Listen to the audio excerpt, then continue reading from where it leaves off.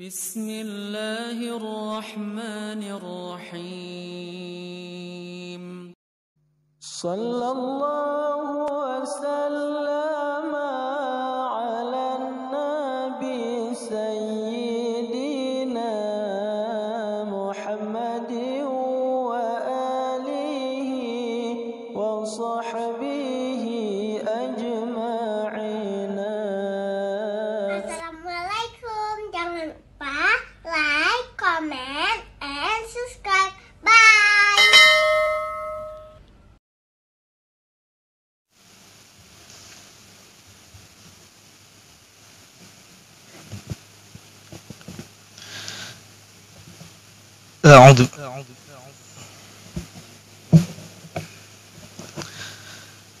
أعوذ بالله من الشيطان الرجيم.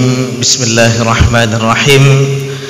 السلام عليكم ورحمة الله وبركاته. الحمد لله الذي هدانا لهذا وما كنا لنهتدي لولا أن هدانا الله. أشهد أن لا إله إلا الله وأشهد أن محمدا عبده ورسوله. اللهم صل وسلم وبارك على سيدنا محمد وعلى آله وصحبه أجمعين. رب اشرح لي صدري ويسر لي أمري واحلل عقدة من لساني يفقه قولي. سبحانك لا علم لنا إلا ما علمتنا إنك أنت العليم الحكيم. اللهم ارزقنا الصدق في كل ما نقول والإخلاص في كل ما نعمل. اللهم اجعلنا من الذين يستمعون القول فيتبعون أحسنه. Alhamdulillah, para alim ulama, para imam, ustadz-ustadz, tengku-tengku, guru-guru kami, para orang tua kami, serta seluruh sidang jamaah sholat subuh dirahmati Allah subhanahu wa ta'ala. Alhamdulillah, kita bersyukur kepada Allah subhanahu wa ta'ala atas segala limpahan karunia dan nikmat yang Allah berikan kepada kita. Ya Alhamdulillah, Allah subhanahu wa ta'ala memberikan kesempatan kepada kita untuk mengawali pagi ini dengan ketaatan kepada Allah subhanahu wa ta'ala. Kita bisa merasakan bagaimana besarnya nikmat ukhuwah yang Allah berikan kepada kita.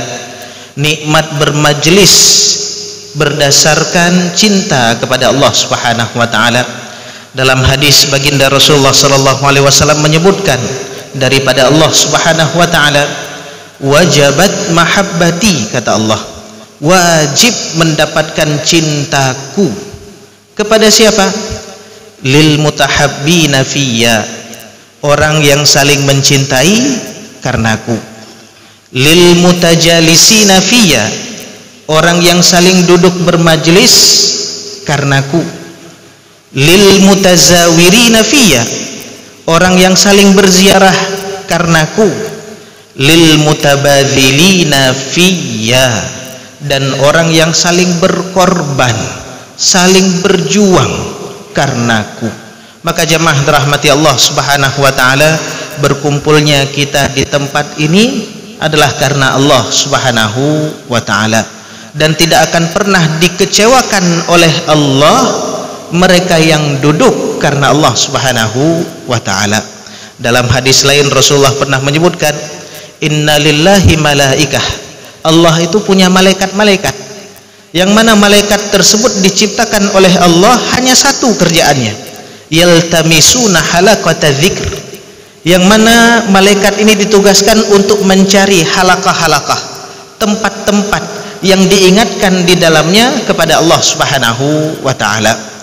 Apabila malaikat tersebut mendapati ada tempat yang diingatkan kepada Allah, dia berteriak, sehingga semua malaikat-malaikat yang diciptakan dengan tugas yang sama berkumpul sampai ke langit dunia.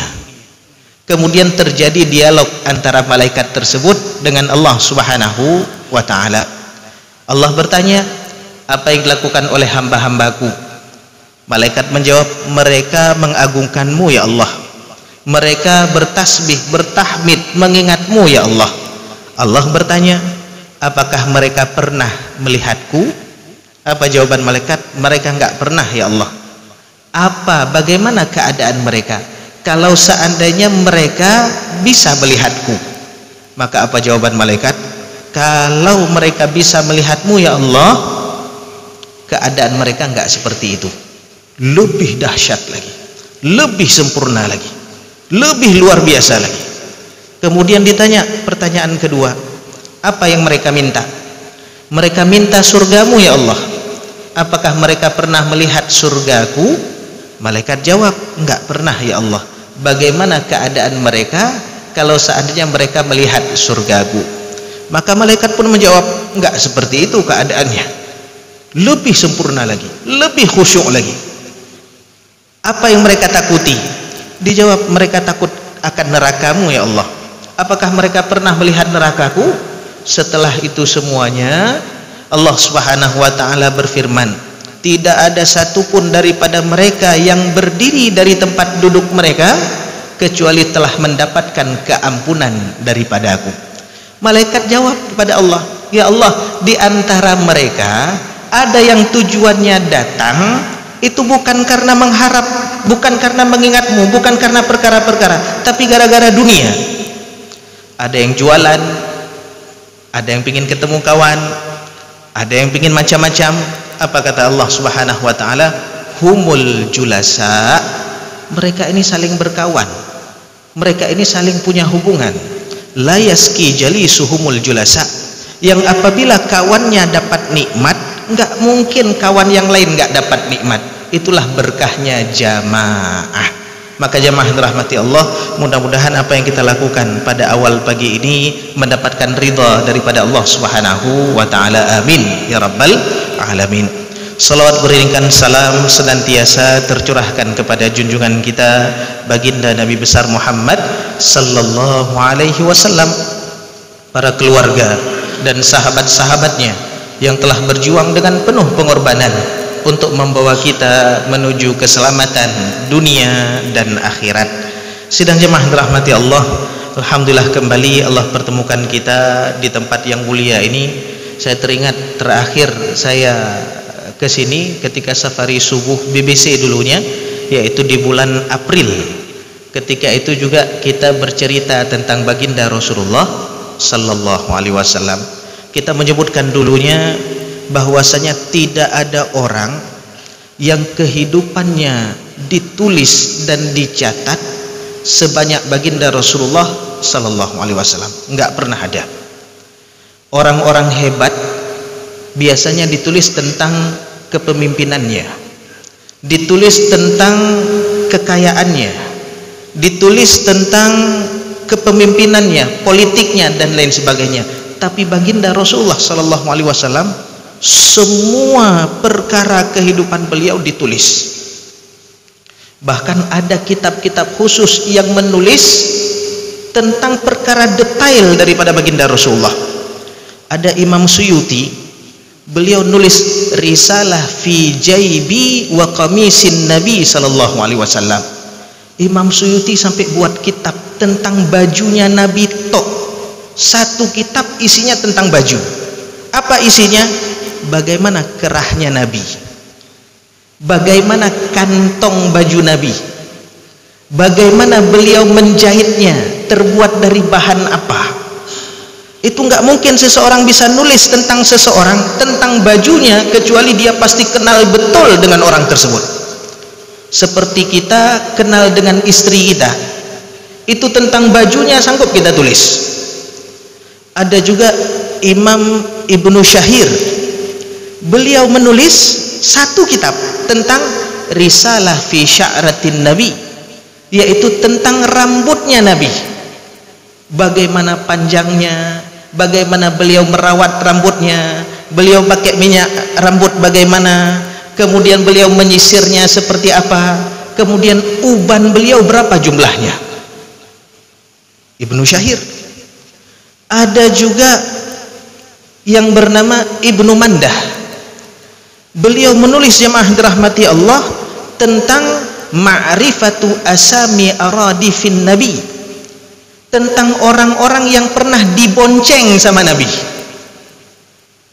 Orang-orang yang dibonceng sama Nabi, Masya Allah jemaah dirahmati Allah, kita saja kalau dibonceng sama presiden, disuruh naik sama gubernur, yuk naik mobil, disupirin sama gubernur, itu nggak lupa kita, seumur hidup nggak lupa kita.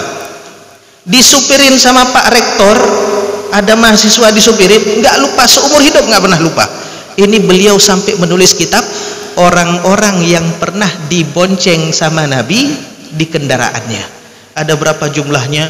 60 orang.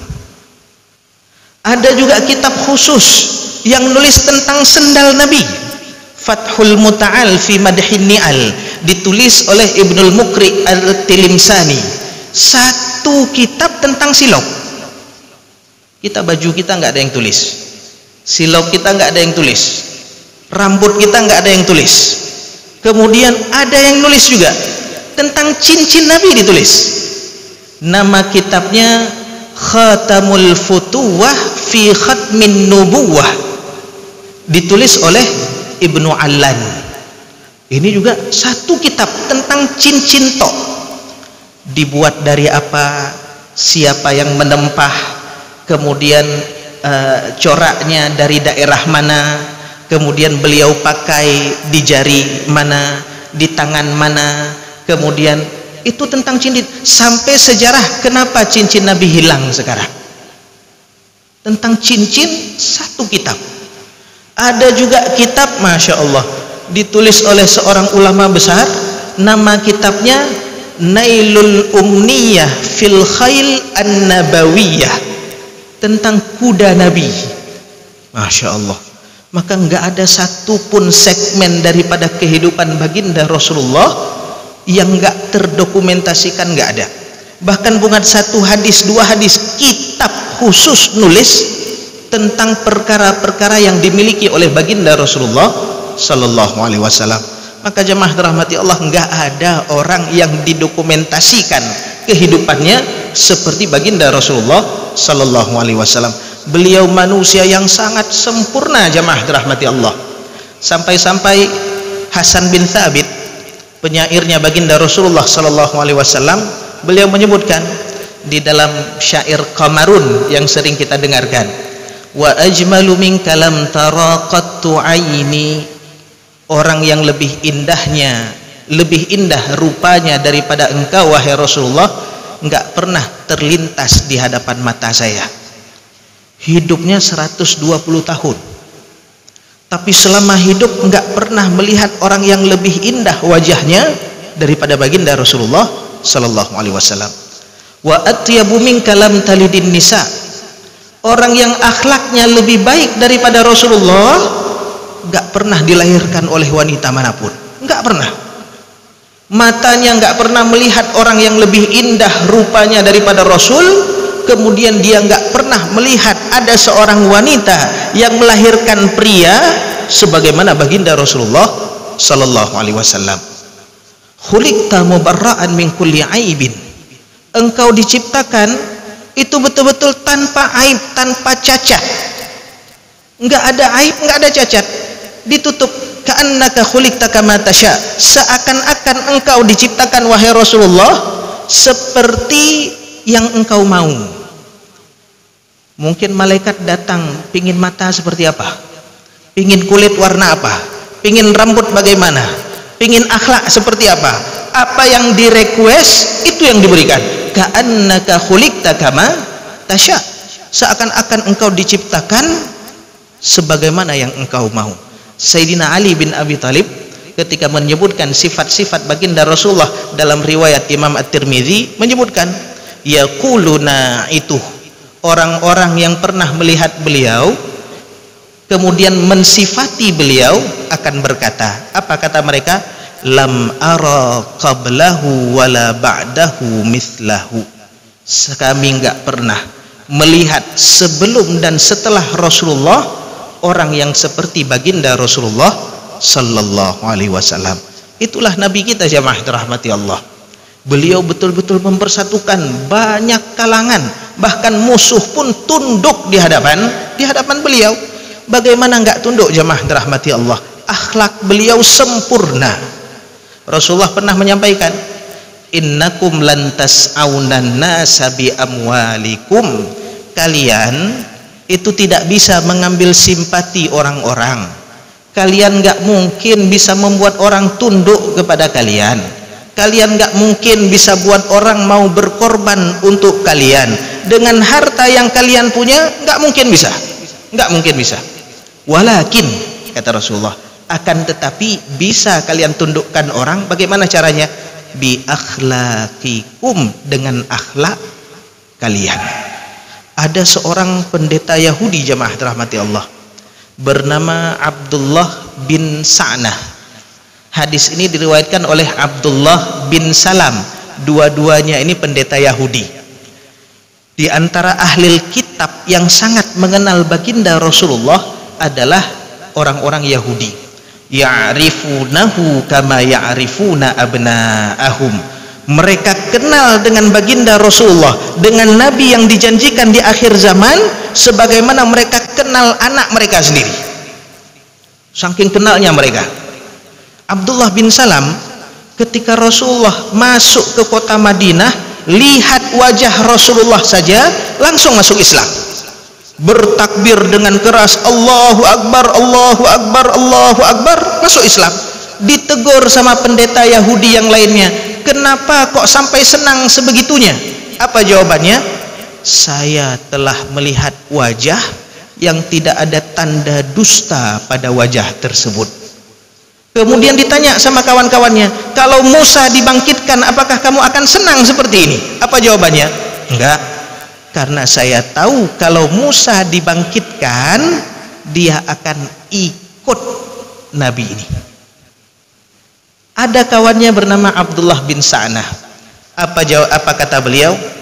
Tidaklah saya melihat Rasulullah Nabi Muhammad kecuali semua tanda kenabian ada pada beliau, kecuali yang belum saya lihat satu saja, yaitu apa? Semakin nabi tersebut diprovokasi, semakin nabi tersebut didesak, semakin nabi tersebut diganggu, makin bertambah kebijaksanaannya, makin bertambah sifat hikmah dan hilmnya. Maka apa yang terjadi ketika itu? Di dalam riwayat Imam Ahmad, juga disebutkan di dalam Sunan Ibnu Majah. Jadi ketika itu datanglah salah satu utusan daripada suku mengadu kepada baginda Rasulullah. Suku tersebut udah masuk Islam, tapi masuk Islamnya masih gara-gara dunia. Tapi tetap Rasulullah berikan, tetap Rasulullah senang. Kenapa? Walaupun masuk Islam awalnya gara-gara perkara dunia, tapi ujung-ujungnya mereka betul-betul lebih cinta kepada agama daripada kepada dunia. Dilapor daripada utusan tersebut, wahai Rasulullah, kami mendapati kekeringan, bahan makanan kami habis semuanya. Saya takut kaum saya murtad gara-gara nggak punya makan.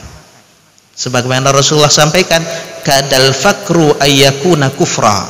Banyak kefakiran membuat seseorang menjadi kufur. Maka ketika itu Rasulullah nggak punya apa-apa. Datanglah Abdullah bin Sa'nah ini.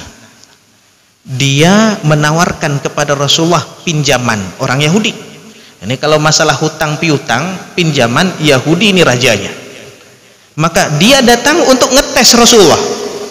Ketika dia datang, saya sanggup menjamin memberikan semua kebutuhan daripada makanan mereka. Tapi buat jaminan berapa bulan diganti. Maka Rasulullah berusaha, gak apa-apa saya pinjam.